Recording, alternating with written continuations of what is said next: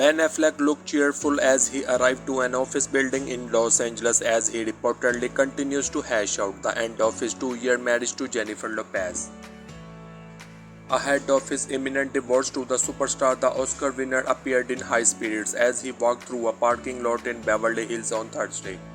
Although he has been criticized in the past for having a resting BH face in photos and at various public events, the actor cracked a rare smile on his latest sighting. An eyewitness told the sources that Affleck said hello to everyone he encountered on his way into the building.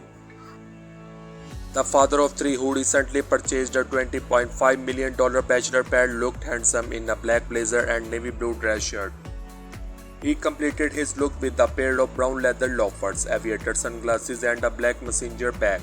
Affleck came prepared for a long day as he carried an iced coffee with him into the building. He and his estranged wife have been engulfed in divorce rumors for months.